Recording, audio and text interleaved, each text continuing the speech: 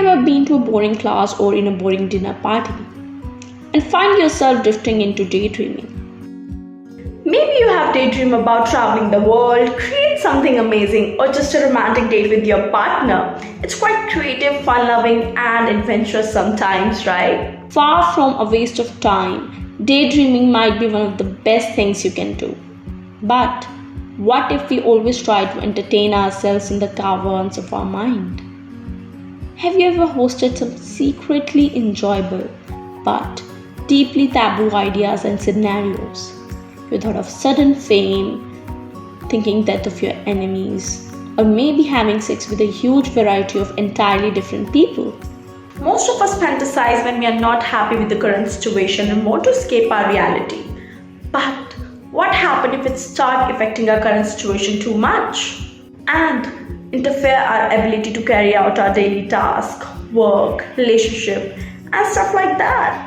Things in our mind makes us believe that everything is so enjoyable, but it's scalable to experience. We all have some moments in life which we want to escape. But what if we are overwhelmed with such moments or fantasies? That's what we call maladaptive daydreaming, right? Let's understand this through a story. Hey Richard, how are you? I'm good. How are you? I'm good too. Welcome to Training Diary, and thank you so much for accepting the invitation and giving your precious time. Oh, thank you. Thank you so much for having me. I really appreciate, you taking the opportunity to interview me and letting me come onto your platform. So thank you so much. Definitely. And Richard, first thing, I'm really curious to know, how do you introduce to the world of maladaptive daydreaming? What's your story behind it? Maladaptive daydreaming. Okay, cool. So we're going to jump straight into that. Okay. Maladaptive daydreaming, to put it really simply, is excessive daydreaming. So what that means is, as a child, each child has a very kind of active, active imagination. But there comes a time where childhood to adulthood, you transfer into that, and you're able to control the imagination part. What a maladaptive daydreamer does is they get stuck in their inner world and unable to come out. Sometimes to deal with reality, sometimes to really connect with people, but they create this whole world in their minds, and it doesn't match up to the exterior world. I'm still doing a lot of research on it. I just found out about it, maybe about 5-6 years ago. I'm still studying and trying to understand it. I've been, talking to people that understand it a lot better. I just talked to this psychologist on my podcast about it, and she knows more about it. But yeah, just to put it simply, it's just excessive daydreaming. So how did it feel like to you? How did you spend your days when you were, into that? How did it feel like to you? How did it feel like? I mean, being in your own mind, but in your own room feels great, right? You're always in your head. You're creating these things, this world in your mind. But the only thing about that, times it's, it can get isolating, and sometimes depression can start to set in.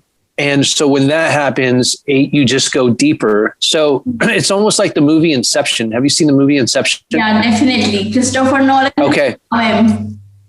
Yeah, right. So Inception, I'm not saying Inception is all about maladaptive daydreaming, but the idea of going deeper and deeper and deeper and deeper, right?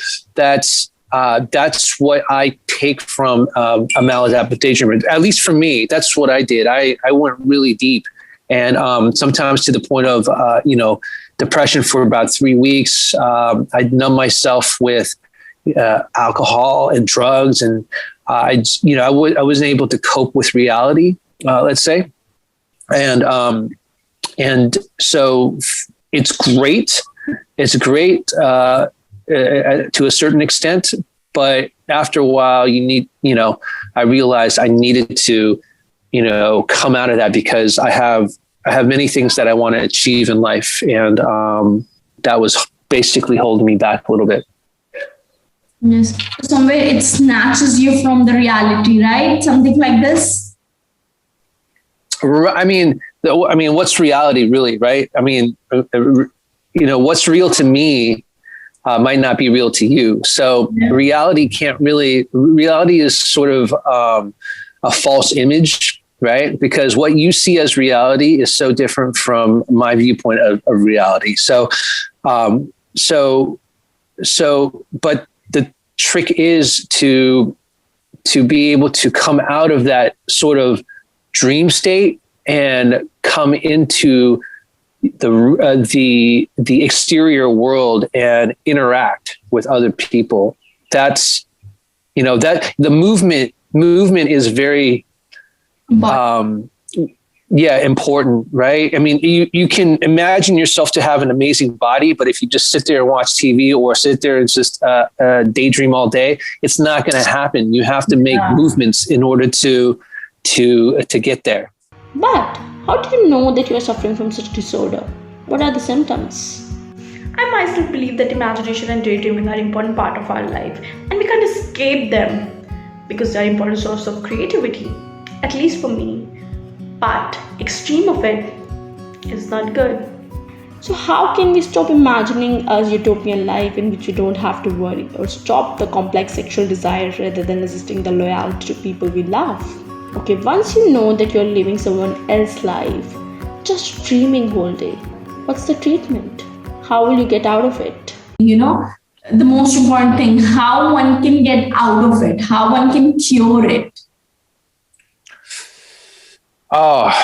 See, that's a complicated question because I'm not really sure. Like, again, I'm barely starting to understand as do my studies with maladaptive daydreaming, but a cure. Sometimes you have to ask yourself as a maladaptive daydreamer, do you really want to cure it? As long as you can still have that imagination and take the actions and movements towards what you see in your mind to materialize in the outer world, right? I don't know if I want maladaptive daydreaming to go away. And I'm pretty sure I don't. It's just a matter of training myself to be aware of the moments that if I end up drifting, I need to be able to pay attention to that so that so I don't get stuck in those moments, right? So I mean, it's essentially just making a decision for yourself. It's almost like, haven't you ever gone through something and somebody said something to you or did something to you and you think about it all day, right? And you can sit there having lunch.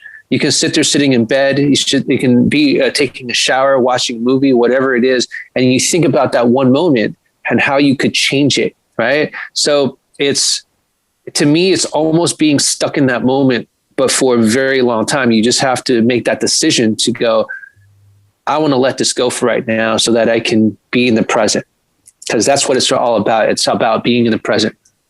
Indeed. And that's what is most required from every individual, to be more conscious. Because somewhere I think we all are maladaptive daydreamer. If not technically we say it, somewhere we think about something and can't materialize it, or, just most of the time live in the another world rather than being present, listen to our people, giving them our presence. It's really important to be conscious, to have a state of conscious in ourselves. And as you said, it's so right that it will come, with physical activities, making goals, meditating, and doing a few things, whatever works best for you.